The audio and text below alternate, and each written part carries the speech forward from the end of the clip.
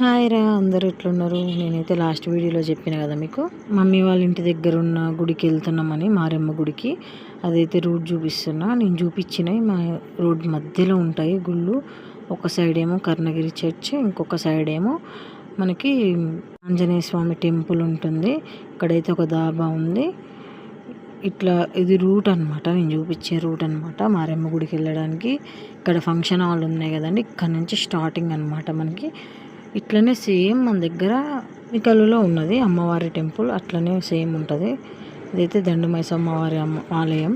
మనమైతే దగ్గరకు వచ్చేసినాం. అక్కడైతే చిన్న చిన్న షాప్స్, ఫంక్షన్ హాల్స్ ఉన్నాయి. కొబ్బరికాయలు, కోళ్ళు అమ్ముతారు. అక్కడైతే పాల పొంగలు చేస్తారు. మేమైతే చికెన్ కోడి తీసుకోవాలి కదండి, తీసుకున్నాం. అంతే, కొబ్బరికాయలు కూడా తీసుకున్నాం.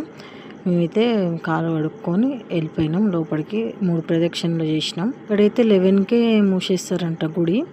మేమైతే 1కి వెళ్ళినాం. మేమైతే కొబ్బరికాయ కొట్టేసిన తర్వాతకి మా పాప కొట్టింది, ఆయన పగలేదు, నేను కొట్టేసిన. ఇక తర్వాతకి మా పాప పిల్లలైతే కోడితో మాట్లాడుతుర్రు, కాలు కడుక్కోకుండా లోపల రావద్దని అడిగితే అంటుర్రు వాళ్ళు. మేమైతే కొబ్బరికాయ కొట్టుకొని అక్కడ పూలు పెట్టేసి బొట్టు పెట్టుకొని మేమైతే కోడిని కోపించుకొని ఇక వెళ్ళిపోయినాం. అక్కడైతే క్లీన్ చేయనని చెప్పేసిండు ఆ తాత.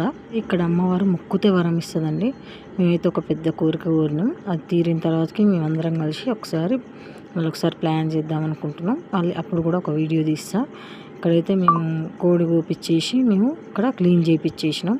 మనకి ఇక్కడ క్లీన్ చేసినందుకు 50 రూపీస్ తీసుకురు. బాయ్.